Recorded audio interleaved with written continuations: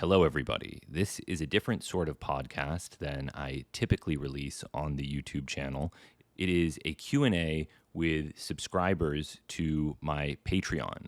This is something that I've been trying to do every month where people who subscribe to the Patreon record themselves asking questions, and I record answers to as many of the questions as I possibly can. This has become one of my favorite aspects of the podcast because I get to learn about what listeners are interested in and often learn an enormous amount thinking about the questions and answering them. I listen to all of the questions that Patreon subscribers submit and do my best to answer all of them each month.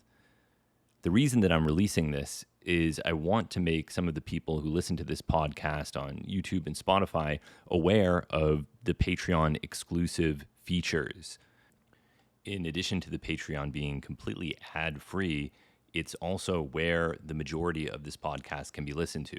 I only release about a quarter of the episodes on YouTube and Spotify. The majority of it is exclusive to patreon.com. So by subscribing to the Patreon, not only do you get hundreds of hours of ad-free podcasts, but you also have the ability to ask questions in the Q&A, and each podcast is accompanied by dozens of PDFs of scientific articles and books, and sometimes videos to support the discussion. I think it's a much better experience.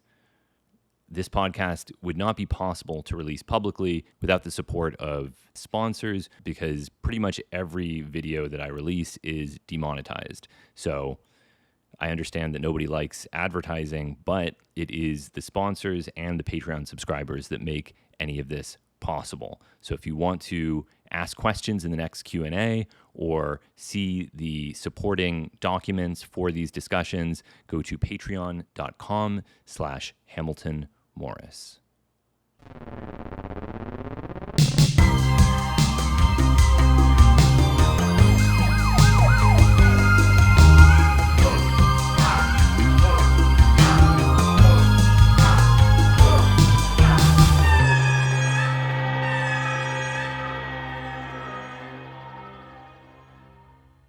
Hi, Hamilton. Thank you for taking my question. For a moclobemide pharmahuasca trip with either freebase or fumarate synthetic DMT, which one would be preferable, and what is a good starting dose for a respectable, though not overwhelming, first experience? I have done ayahuasca in the past and have enjoyed some fairly strong trips. I would also appreciate your thoughts on adding tetrahydroharmine to the pharmahuasca. It might have been placebo, but I've used it in the past with mushrooms, and it seemed to make for a more colorful experience. Don't know how it would combine with moclobemide. Thank you. This is one of my favorite subjects, pharmahuasca. So the first part of the question touches on an area that is very prominent in forum folk pharmacology. And this is the idea that a drug has to be a salt if it is to be consumed orally. And you can find lots of reports of people on various forums doing things like converting AMT to a salt before consuming it. And people will talk about DMT fumarate as if that is the preparation that is ideal for oral consumption and that freebase is somehow unsuitable. To be clear, that is not the case. Salt preparations are extremely important if you are administering a drug via IV injection, because water solubility is key. And if you're smoking something, it typically has to be the freebase. This was discussed in the previous Q&A. But if you're taking a drug that has a basic nitrogen atom orally, the pKa of that nitrogen is high enough that it will be protonated as soon as you consume it. So if you consume DMT freebase, you are going to have DMT hydrochloride as soon as it hits your stomach. The acidity of your stomach is more than sufficient to protonate every bit of DMT that you are consuming.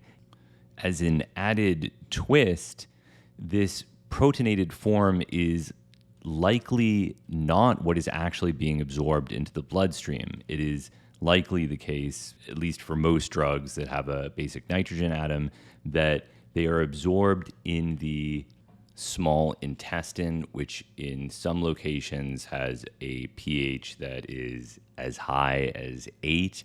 This is high enough that the DMT is partially deprotonated and can then partition across the intestine into the blood. In the blood, the pH is around 7.4. So the DMT will be largely protonated, probably somewhere around 90% of it will be protonated, but it will have enough deprotonated DMT to partition into the brain, where it binds with various receptors and does the thing that DMT does. So this is kind of the interesting dance of protonation that mediates absorption of any drug containing a amine. It often goes from protonated to deprotonated to protonated to deprotonated to protonated once again when bound to the receptor. This is all to say it doesn't matter. If you consume DMT freebase, it will be immediately converted to the hydrochloride once it enters your stomach. If you consume DMT fumarate, the effect will be the same.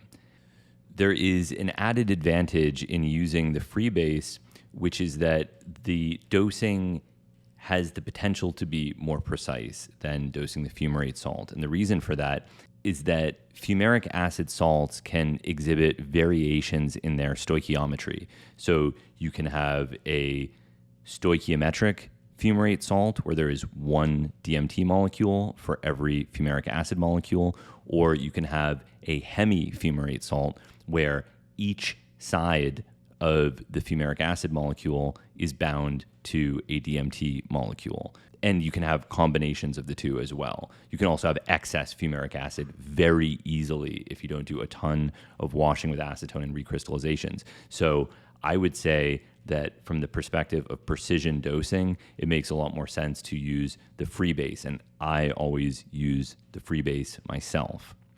And just to be 100% clear, in case I lost anyone with this sort of convoluted explanation, the reason that these different salts matter is because they all have different potencies.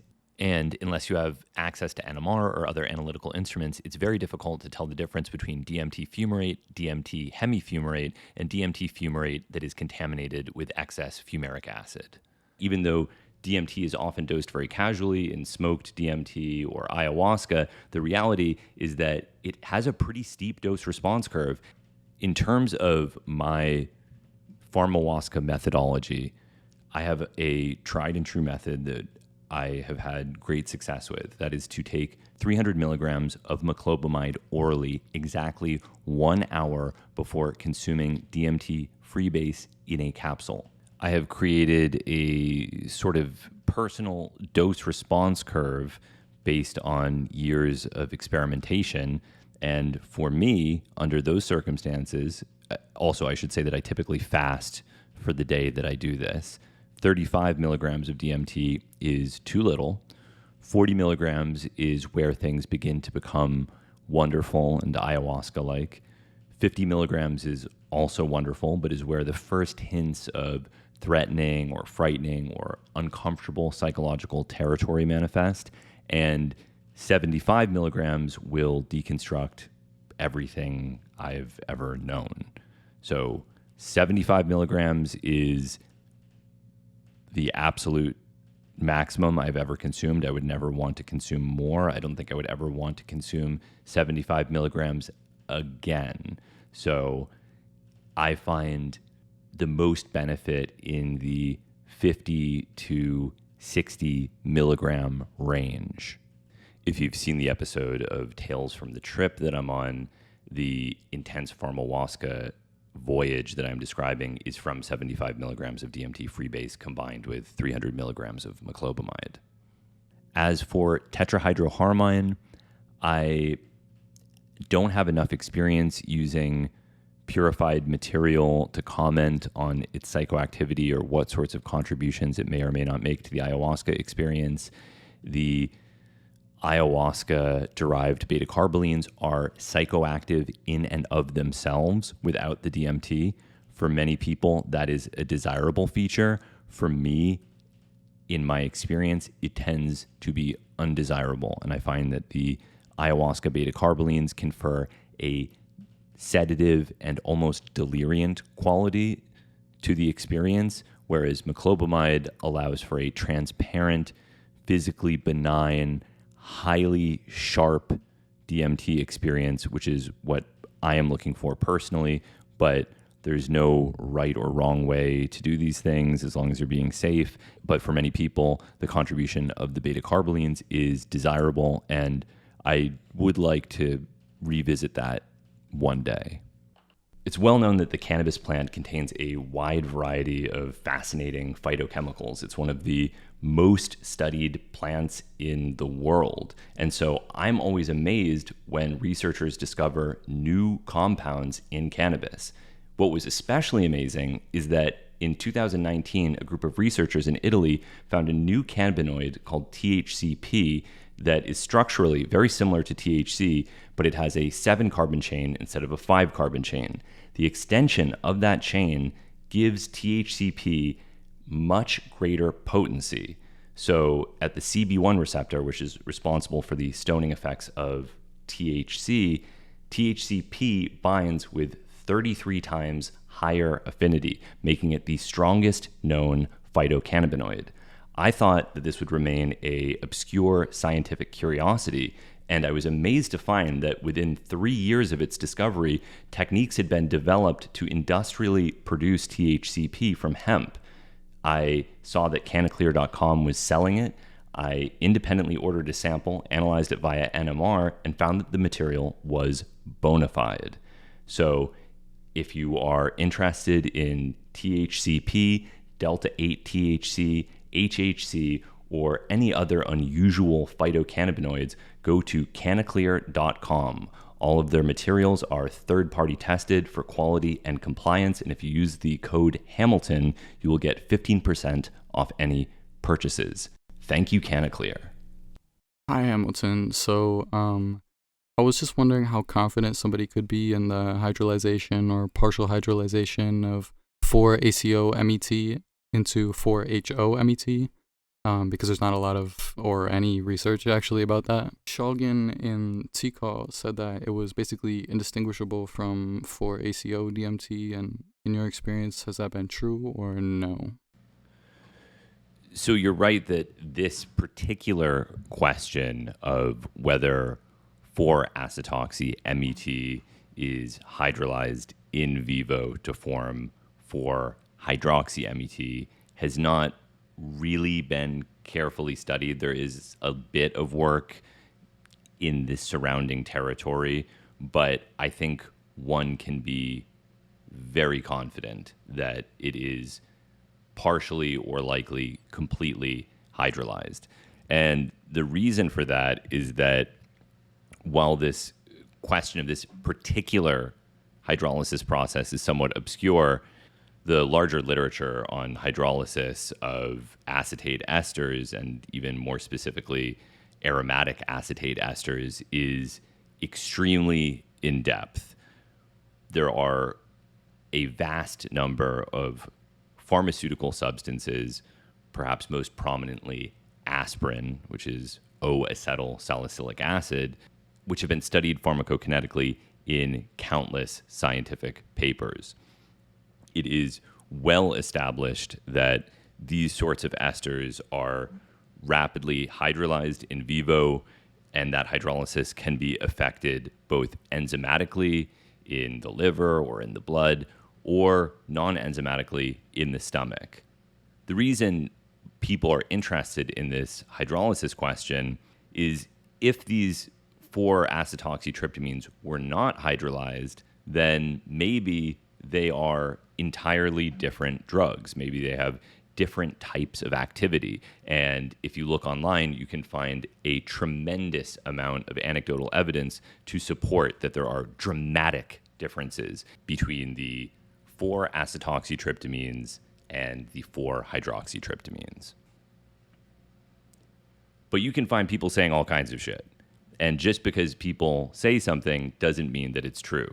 This was A big part of the psychedelic discourse after the introduction of 4-ACO-DMT, people would say, oh, yeah, I mean, it's quite obvious that 4-ACO-DMT is a completely different drug. Look, I mean, the colors are more pastel, and the head trip doesn't have the same amount of emotional depth. Clearly, this is a completely different drug. But how rigorously were these conclusions being drawn?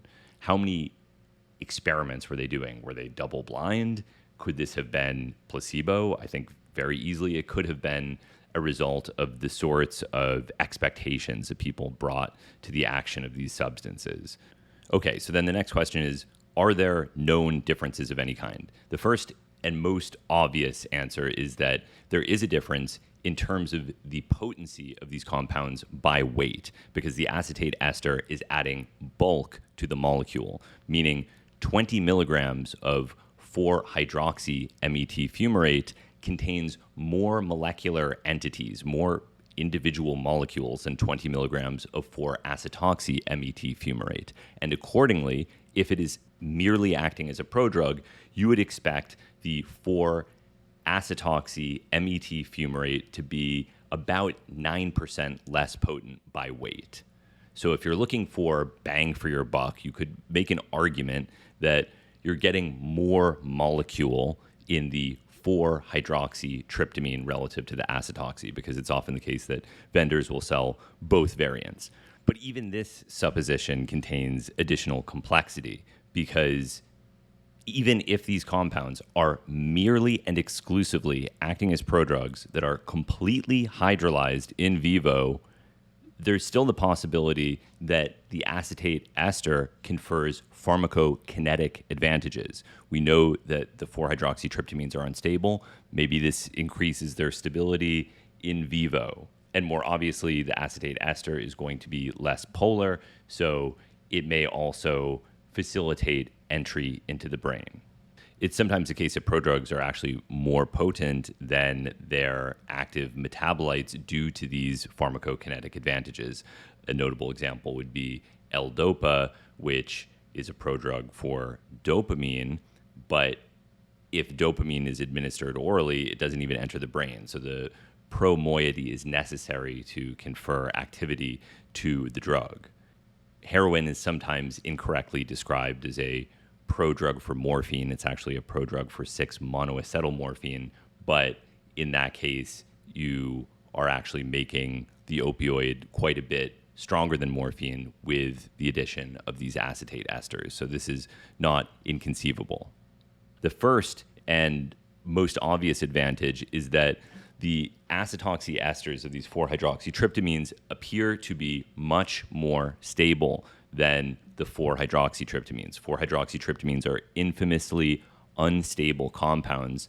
I have personally analyzed samples of 4-ACO-DMT fumarate that are over a decade old that contained no detectable psilocin on mass spec. So when stored dry in an amber vial in the cold, these are incredibly stable substances. And you might be thinking, well, wait a second, if this stuff is so stable, then why are you certain that it's going to be completely hydrolyzed in vivo? Well, there's a number of different forms of evidence for this. One is that the metabolism has been studied in vitro with human liver microsomes, and they established that 4-ACO-DMT is metabolized to 4-hydroxy-DMT, i.e. psilocin.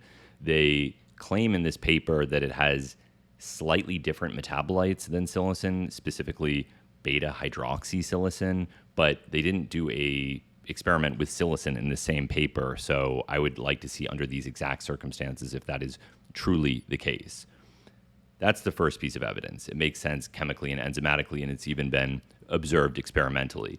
The second piece of evidence is that people have done pharmacology work on the 4-acetoxytryptamines and compared them to the 4-hydroxytryptamines in vitro.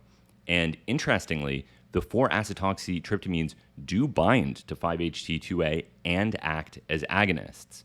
Adam Halberstadt has a great publication where he examines the affinity, potency, and efficacy of a variety of different 4-acetoxytryptamines and compares them to their 4-hydroxy counterparts. And it varies from compound to compound, but the general trend is that the 4-acetoxytryptamines are less potent in terms of their efficacy at 2A and their affinity than the 4-hydroxy counterparts. Sometimes a lot less potent, like 4-acetoxy MIPT is much less potent than 4-hydroxy MIPT, and sometimes it's somewhat comparable.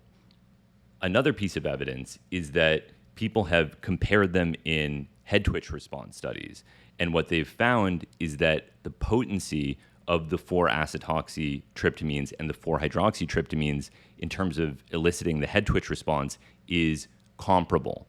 In some instances, they were a little bit more potent. In some instances, they were a little bit less potent, but in most of these cases, it fell within the range of experimental error. Actually, 4-acetoxy MET was one example where the 4-hydroxy was quite a bit more potent than the 4-acetoxy. But again, like I said, this fell into the range of experimental error, just barely. So is it possible that the 4-acetoxy esters are surviving metabolic and chemical hydrolysis, entering the brain, and acting as completely different drugs? Yes, it's possible. Do I think that that likely plays a major role in the psychopharmacology of the 4-acetoxytryptamines? Probably not. It's possible, but it's established that they're hydrolyzed, and it's established that in most instances, the 4-acetoxytryptamine is quite a bit less potent than the 4-hydroxytryptamine in terms of their affinity, potency, and efficacy at 2A in vitro. So if this were a major contributor, you would see more evidence that there is a major potency difference between the two. But that's not really what people report. They usually report these more nuanced qualitative differences, like one is pastel and the other isn't, or one has a mind fuck and the other doesn't. So I think it's within the realm of possibility. I also think that the majority of these reports dramatically exaggerate the differences, and this is likely due to suggestion and wishful thinking and a number of other factors.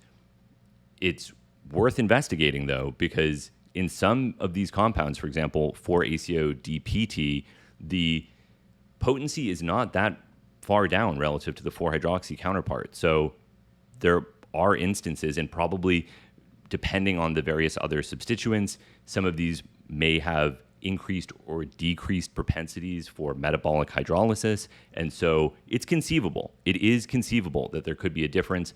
I just haven't seen strong evidence of it in my own experiences.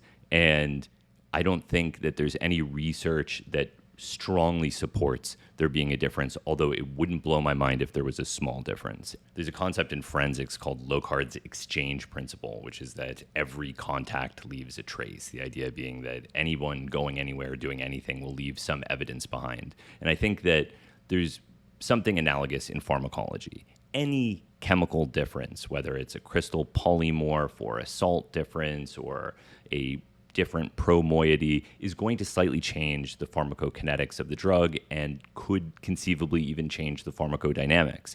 Everything changes everything. But the real question is this perceptible? Is this something that people could truly recognize? And my guess is that in a double-blind, placebo-controlled experiment, people could not tell the difference between 4-ACO-MET and 4-hydroxy-MET. But maybe I'm wrong. This podcast is brought to you by Sheath, a state-of-the-art undergarment. Tailored from spandex and modal, Sheath features a patented dual-pouch design for genital compartmentalization. The primary pouch cradles the scrotal sac, providing light testicular support and segregating the scrotum from the thighs and perineum, as well as the head and shaft, which are isolated in a secondary pouch featuring a micturition aperture. The separation of thighs, testicles, and shaft limits skin-to-skin contact, keeping those wearing sheath dual-pouch underwear less vulnerable to chafing and soothed by cooling airflow throughout the anogenital region. The secondary shaft enclosure can also accommodate other items for a natural look that is both aesthetically pleasing and discreet. Thank you, Sheath, for your sponsorship. Use the promo code Hamilton for 20% off Sheath underwear technology. Hi, Hamilton. I was wondering if you know the history or the reasons why phenylacetone is regulated as a Schedule II controlled substance rather than being listed as a regular chemical precursor. It's strange to me because I can't think of any other examples of non-psychoactive scheduled substances. Yes, this is a good and I think important observation. And there's a couple of explanations that I can think of for why this is the case. You are correct in identifying phenylacetone as an unusual example of a controlled substance that, in and of itself, is not known to exhibit any type of psychoactivity. For those that don't know, phenylacetone is the precursor for a number of different amphetamine compounds, or one precursor. It can be converted to amphetamine or methamphetamine or N-ethylamphetamine or a number of other things in a single reductive amination step. It has no psychoactivity that I am aware of, although I don't doubt that if you drank, a liter of it, it would have some kind of biological effect. And the question is, if methamphetamine is a controlled substance and amphetamine is a controlled substance and N-ethylamphetamine is a controlled substance, if all of the resultant chemicals that can be produced from phenylacetone are already controlled substances, why did they make phenylacetone a Schedule II controlled substance in 1979? That I should point out is that there are actually other examples of this. In 1978, PCC, which is the nitrile intermediate for PCP and a variety of other aryl cyclohexylamines, was also placed in Schedule II, as was PCH, also sometimes referred to as PCA, which is the primary amine, 1-phenyl cyclohexylamine.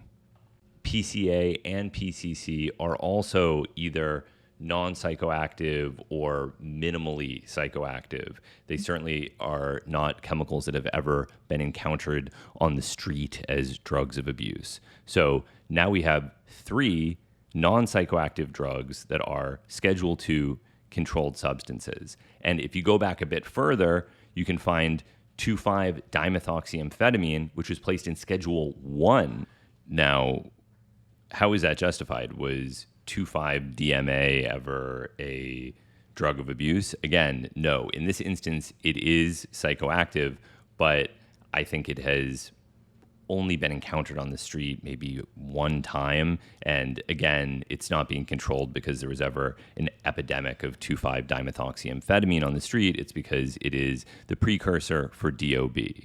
Okay, so now we're up to 4 molecules that are either non-psychoactive or effectively non-psychoactive that have been controlled merely because they are precursors for controlled substances.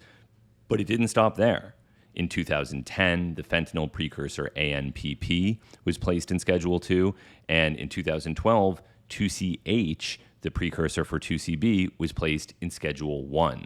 Although, interestingly, it doesn't appear on all of the DEA's lists of controlled substances, which is a shocking testament to how out of control the prohibition of these substances has gotten. The DEA themselves cannot keep track of everything that they are controlling. So why are they taking all these controlled substance precursors and regulating them under the Controlled Substances Act in schedules that are designated for drugs with a high abuse potential? This is contrary to the already ridiculous guidelines of the scheduling system. These are not drugs with a high potential for abuse. So what's going on? And I hope everyone is sitting down because, buckle your seatbelts. I think I'm going to unleash a harsh truth on you all. To the best of my understanding, the reason that this is happening is because none of this makes sense. And because they can get away with it. In 2012, who stood up for 2CH? I didn't. Anyone listening to this, I'm going to go out on a limb and say you probably didn't either. They slid it in. No one objected. They got away with it. And that's immensely obnoxious. It's actually, I think, sort of emblematic of the issues with the Controlled Substances Act. You have a drug that is obscure, so obscure that most people probably don't even know that it's a controlled substances, including apparently the people that make the list of controlled substances for the DEA, that is really useful for scientific research, right? It's a very important precursor for making a variety of different phenethylamines, which we all know are now being investigated for their medical utility. And now researchers have to use some other synthetic route if they're publishing a process that involves 2CH. And I have personally seen this happen. I have had to do chemistry with a protected 2CH intermediate to avoid moving through a controlled substance. It's fucking ridiculous to have to do this. But if the point is to publish this research, which it is, you can't commit a crime in the process of doing it. And the other reason that this is really ridiculous, sorry, I'm just pointing out that it's ridiculous more than I am really answering your question. But the other reason that this is ridiculous is that in 1988, there was something called the Chemical Diversion and Trafficking Act. And this was the system where a number of different precursor chemicals were placed on a special list. There's list 1 chemicals and list 2 chemicals, sort of analogous to the schedules. But in this instance, the lists are used to identify chemicals of concern for regulation by chemical supply companies. If large quantities of a list 1 chemical are sold, it is the legal responsibility of a chemical supply company to report that to the DEA. So they already have this in place. They already have a way of regulating these chemicals. Why did they just randomly put 2 aryl cyclohexylamine precursors, 1 amphetamine precursor, and 2 psychedelic precursors in with the rest of the controlled substances? And my guess is just because they could get away with it, because people didn't object. And that's why it's so important not only to keep tabs on everything that the DEA is doing, but to stand up against them when they do things like this. Because you might think, oh yeah, 2CH, who cares, right? Why would I care about the placement of 2CH in Schedule 1? But somewhere down the line, some scientists might be working on a treatment for depression or Parkinson's disease, and they might think, maybe I won't make that compound because I have to go through that whole thing and I have to add some synthetic steps to protect and deprotect, and what a nightmare. Maybe I'll just do something else, right? It's a real hassle. And of course, you could even accidentally break the law because this is so convoluted that even people like me that spend absolutely insane amounts of time reviewing the Controlled Substances Act and the list of controlled substances are often surprised. I was just in researching this question, saw that MDOH is a Schedule 1 controlled substance. I didn't even know that.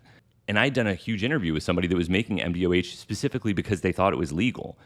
And, you know, I think this is something that journalists have played into as well. In the book, The Case of the Frozen Addicts, there's this scene where they bust into a lab that's making PCP analogs, but they presumably only got to the step of PCC, and darned those diabolical chemists. They got away with it because liberals have prevented us from doing what it takes to maintain law and order. That's kind of the vibe. And so you craft a narrative like that, and people think, my word, well, we've got to take it a step back. We've got to make all the precursor chemicals scheduled substances as well. And where does this end, right? If you go down this road to its terminal point, you are going to just indiscriminately make vast swaths of chemical space illegal to work with in a way that will have serious repercussions for science and industry. And this truly is not a hypothetical concern. 2,5-dimethoxyamphetamine was industrially required to produce Polaroid film. I guarantee the fact that it was a Schedule 1 controlled substance was immensely annoying for the chemists at Polaroid. What about the fact that phenylacetone is a human metabolite of both amphetamine and methamphetamine? Does that mean that every time somebody takes amphetamine or methamphetamine therapeutically prescribed by a physician that they're enzymatically producing a Schedule 2 controlled drug? Is that legal? Have their enzymes committed a crime? Have they committed a crime? Has anyone even thought about this? I mean, this is how ridiculous it's gotten, that our enzymes are committing crimes that there are substances in our bodies endogenously, like GHB and potentially DMT, that are Schedule 1 controlled substances. I mean, it's really very seriously out of control. And if in 1989, when they started creating these lists of watched chemicals, they decided, all right, never mind, we'll undo that weird stuff that we started in the 1970s where we made 2,5-DMA and PCC and PCH illegal. We're going to undo that. Then at least there would be some internal consistency in their logic. But the fact is they didn't undo that, and they just kept going, making precursors controlled substances as if they had abuse potential. This is something that people should be aware of, so I'm glad you asked that question. This podcast is also brought to you by Lucy Nicotine, a company that makes nicotine pouches, nicotine gum, and nicotine lozenges. I particularly enjoy the apple ice flavored nicotine pouch. It is a refreshing and well-formulated product. If you don't already use nicotine products, I recommend you don't begin. They're habit forming. But if you do, I think this is the finest nicotine product on the market. Thank you, Lucy. Hey Hamilton, my question is, how would you go about the legislation of, for example, psychedelics? Would there be a need for a license, something similar to a driver's license, or would it be just as available as tobacco and alcohol right now? Thank you. So my first issue with this idea is that whether or not it's reasonable, it seems like it's something that is unrealistic. It doesn't seem like it would ever happen. And the reason is simply because there are no other instances of drugs requiring licenses to be used. There's no precedent for drug licensing under non-medical circumstances. This is an idea that has been bandied about since the 1960s. Timothy Leary famously proposed an LSD license, and the idea, of course, is that this would limit the harms associated with the use of psychedelics. It's not an unreasonable idea, and I don't doubt that requiring licenses to purchase psychedelics and maybe even drugs in general could reduce those harms if you had to demonstrate a basic understanding of the drug and its effects. The question then is, would there be penalties associated with using these substances without a license?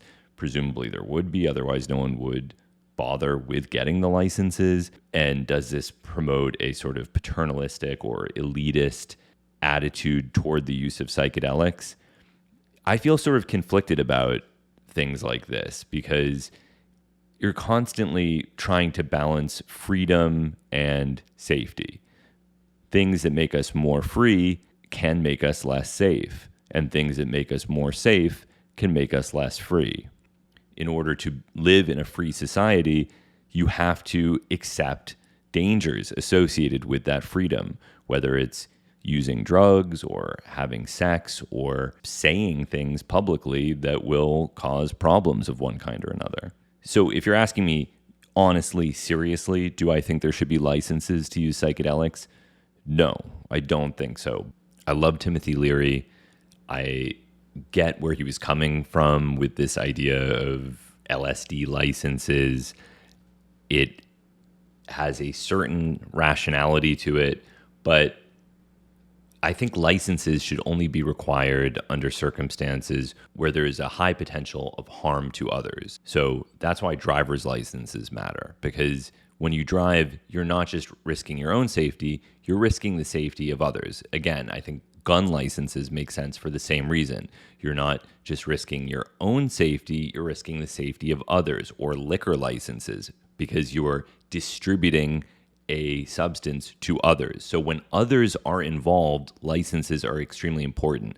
But when you're talking about drug use, a personal choice, I think that licensure is not something that I would consider desirable. I would prefer to live in a society where education is integrated to such an extent that licenses are not necessary. This podcast is also brought to you by matcha.com.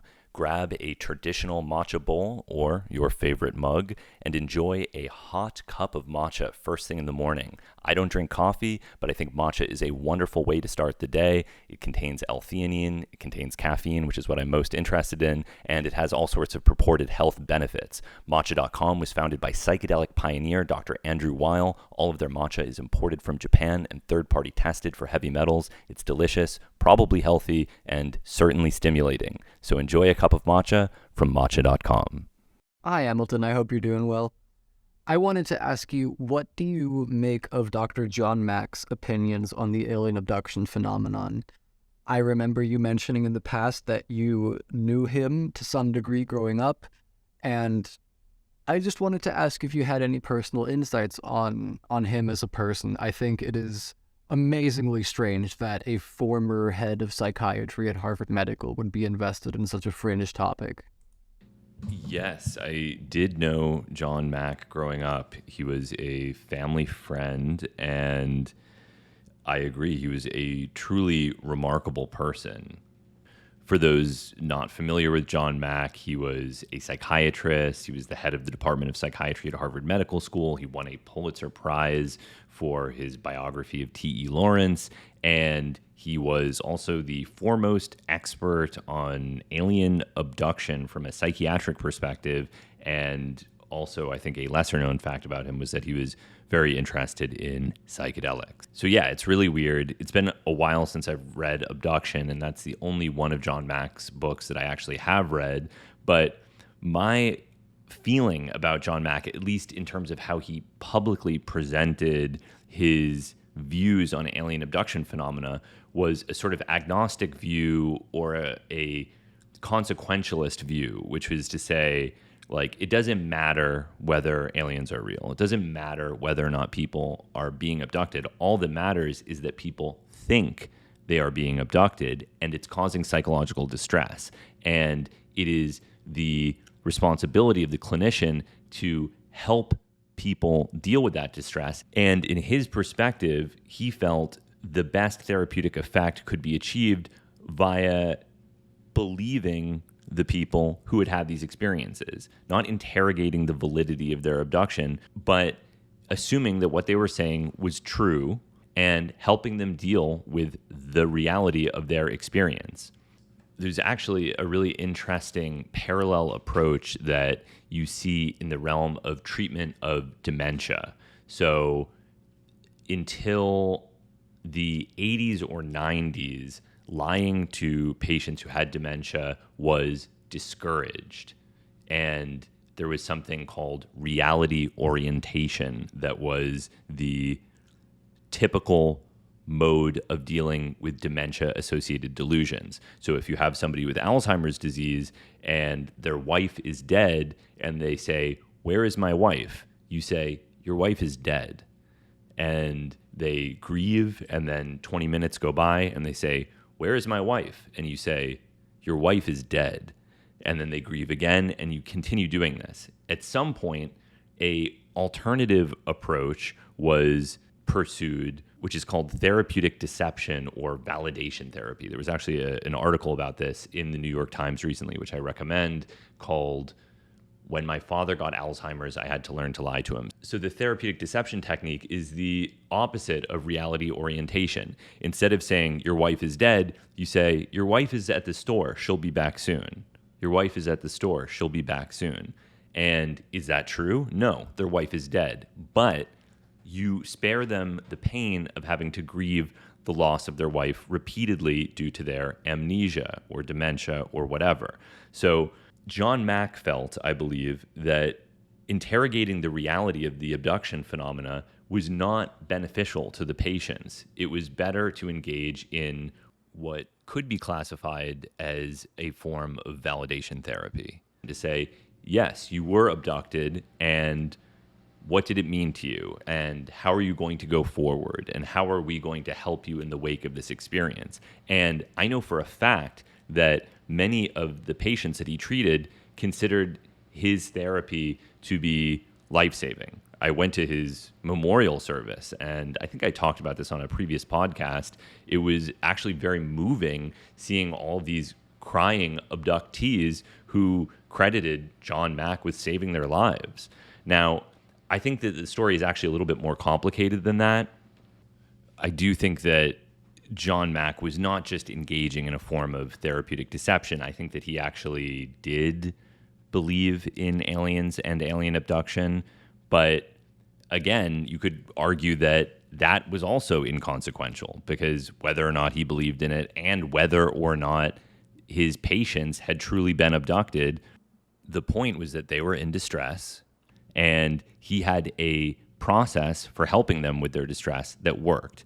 The concept of therapeutic deception is really complicated because there are a lot of psychological disorders that include delusions of one kind or another. And you can also imagine many circumstances where treating those delusions as if they are true simply because the patient claims that they have experienced it, and one could argue that felt experience is reality even if it is disconnected from the real world.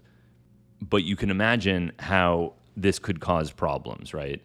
An example might be any situation where there are criminal penalties associated with the delusion, right? If somebody says, my father was molesting me with his coworkers in the context of a satanic ritual, and you say, oh, I'm so sorry to hear that that happened, well, that's real, right? There could be criminal penalties for a person who's being falsely accused, again, assuming that they did not sexually abuse them in a satanic ritual. So this is not a one-size-fits-all approach, and there are clearly many instances where therapeutic deception could be extremely dangerous. But even in the example that I just gave, which is the subject of a really great book by Lawrence Wright called Remembering Satan, toward the end of the book, he makes an argument, which is that even if the core claims made by the daughter of this cop named Paul Ingram were false, there was some evidence to suggest that she had undergone some kind of sexual abuse. And this may have been some way of fictionalizing a real trauma that she'd experienced. And this is probably what is happening with alien abduction as well. This is some kind of distorted way of reinterpreting a different type of trauma. Presumably, a psychologically healthy person is not going to be claiming that they were abducted and molested by extraterrestrial intelligence, right? That's not something that healthy people do unless they were abducted by aliens. But I'm just going to go out on a limb and say I don't think that aliens actually abduct people. So what John Mack did was controversial. I think we can imagine lots of instances where that sort of therapeutic deception, if we want to call it that, could be damaging. But I think that his process actually was extremely helpful for people. This is a topic that appears throughout psychology and psychiatry. There's another book that engages with these issues called The Three Christs of Ypsilanti that I've talked about on previous podcasts. And the psychologist who wrote that book, Milton Rokeach, was going through a similar issue.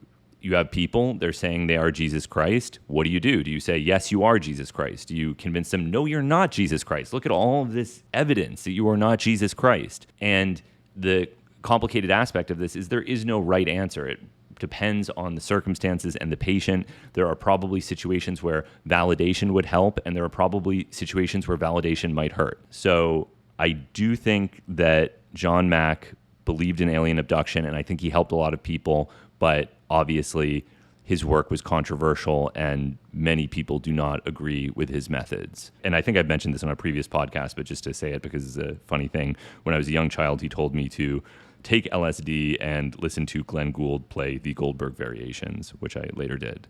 So interesting guy, brilliant guy, weird guy, and yeah.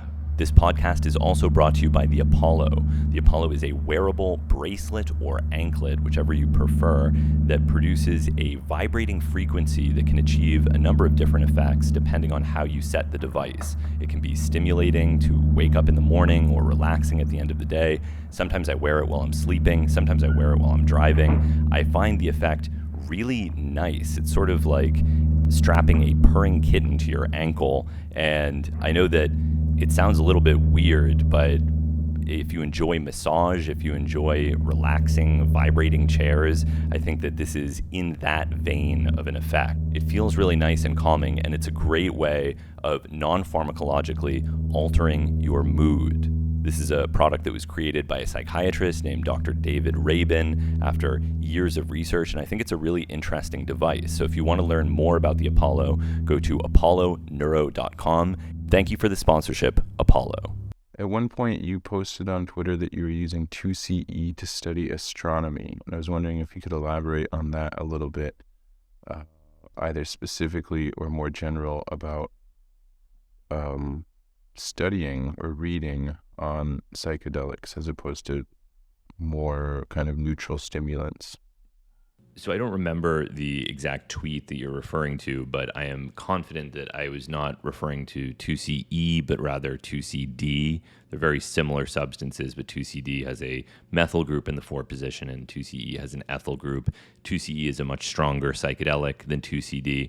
And the idea behind using 2CD as a nootropic can be traced to none other than the great late Daryl Lemaire. He was very interested in the idea that certain phenethylamine psychedelics could be used as nootropics or smart drugs. And when I was interviewing him and visiting his home, he had lots of index cards of foreign languages and different tools that he'd been using to teach himself German and various chemistry concepts using 2CD. Now, I first read about this in Daryl Lemaire's Smart Drugs pamphlet. What really intrigued me about the idea of using psychedelics as cognitive enhancers was I had recently read a book by the Soviet neuropsychologist Alexander Luria called Mind of a Mnemonist. And this book is about Luria's study of a Soviet journalist named Solomon Shershevsky who had a remarkable photographic memory. This book could be considered a sort of predecessor to the more well-known Moonwalking with Einstein by Joshua Foer. Both of these books I recommend. And what you find when you study people who have these extraordinarily good memories, short of people like the mega savant Kim Peek, who is born without a corpus callosum, short of, major neuroanatomical differences. What you find is that all of these mnemonists or photographic memory possessors or savants is that they're all synesthetes, which is to say they all have synesthesia and a sort of multisensory cross-linking of information. They smell sounds and hear colors. Now, I'm sure you could come up with all sorts of sophisticated neurological explanations for why synesthesia might promote photographic memory. But I think it also makes a sort of intuitive sense without even getting into neuroanatomy or any more complicated explanation. If you're trying to remember something, the more sensory handles you have to retrieve a piece of information, the more likely it is that you can potentially remember that. So if you're trying to remember a location and that location has an associated smell and an associated sound and an associated texture, then you have more ways of potentially retrieving that information. And this is also, I think, the basis of the memory palace technique. You can get into, again, more complicated explanations about how it harnesses the power of spatial memory in order to help sort and recall information. But I think on a more basic level, when you use the memory palace technique, which for those that don't know is creating a mental palace or a mental space to spatially locate information, what it does is it forces you to think of more ways of classifying a given piece of information. You can just create these weird mnemonic devices that help you remember things because they are linking information in absurd and memorable ways, right? Like I remember when I was taking organic chemistry, there was a professor and he said, you want to know how to remember the difference between E and Z isomers? Well, you can remember it because the hydrogens on Z isomers are zizamzide. And then he looked at everyone and said, and you'll never forget it. And I never did. Why? I don't know. It's not especially funny, but zizamzide just stuck in my head as, okay, yeah, that works. So it's about, and that's actually not like a synesthetic classification of information exactly, but it kind of is, because you're thinking about the sound, and it certainly is more memorable than somebody telling you, oh, well, Z stands for zusammen, which is the German word for together. That you'll definitely forget, but zizamzide you will remember. So I saw psychedelics as a potential way of promoting synesthesia, which is something that psychedelics do. I thought, if psychedelics promote synesthesia, synesthesia promotes memory. Couldn't you use psychedelics to improve memory via induction of synesthesia and promotion of multisensory cross-linking of information? It makes sense hypothetically. In practice, I don't think it really works that well, because the doses of psychedelics required to induce synesthesia are high enough that they will probably promote amnesia via other mechanisms. But I think the idea of it is good. And did I have some kind of miraculous result memorizing the Hertzsprung-Russell diagram on 2CD? No, I was able to memorize it for this astronomy class that I was taking, but I don't know that it was dramatically better than it would have been if I hadn't taken a low 5 to 10 milligram dose of 2CD beforehand. So, yeah.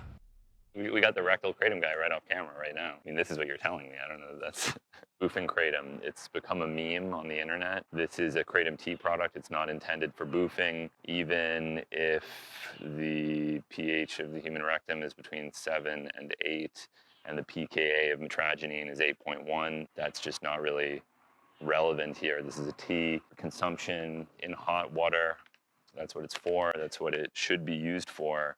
If you want this tea, you can get it at toptreeherbs.com. Hey Hamilton, my question is, how do you explain people having the same hallucinations while they're on psychedelics? Like, you could be having the same hallucination, but not talking about it, but you're sort of seeing the same thing. When you go into a K-hole, you can, like, see each other. Or when you blast off with DMT, you can end up being there with that person and seeing the same things. So how do you explain that?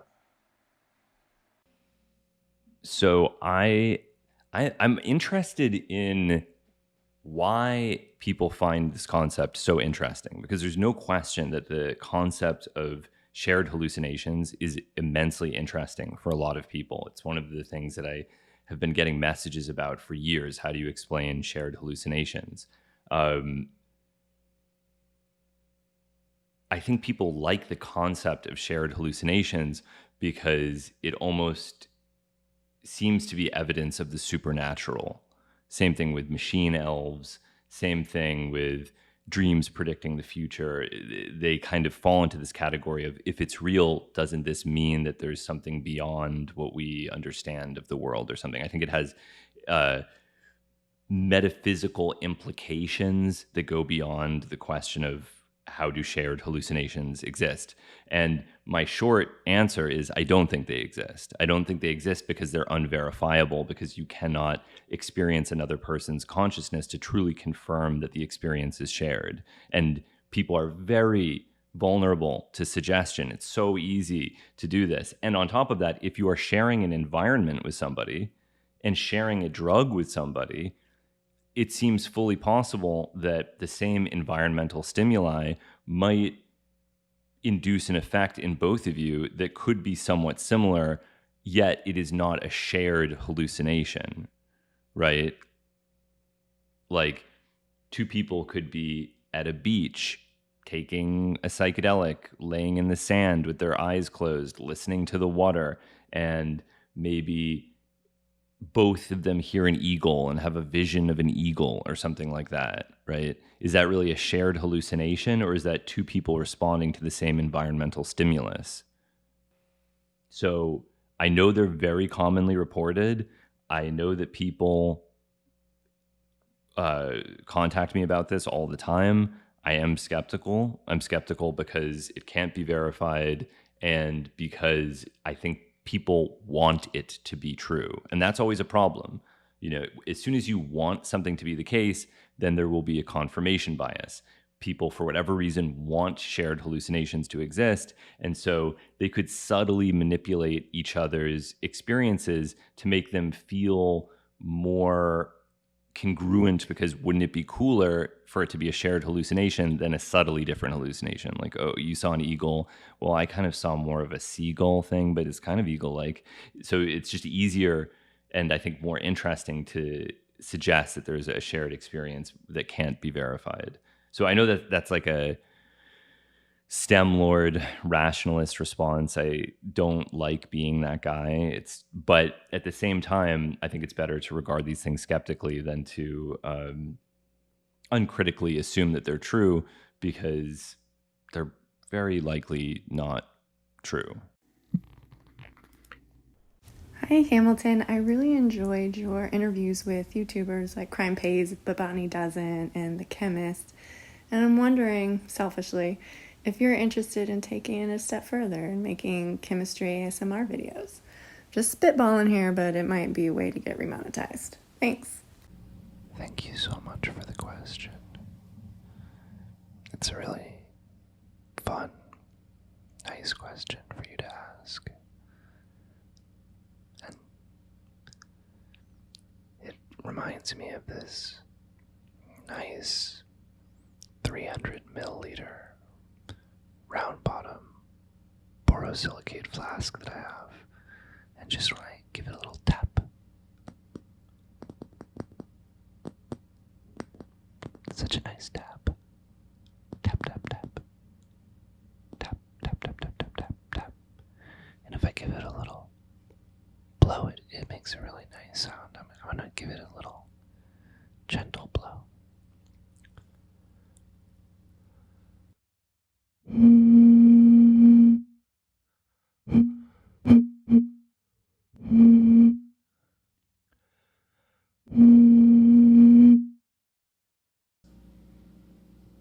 That was an A sharp. Tap, tap, tap, tap, tap. Tap, tap, tap, tap, tap. Tap, tap, tap. And right here I've got a bottle of methyl iodide. Oh, it's so nice. Such a dense alkylating agent. Such a heavy electrophile. Just out there, looking for a nucleophile to react with. Maybe it will make a methyl ether, who knows? That sounds nice.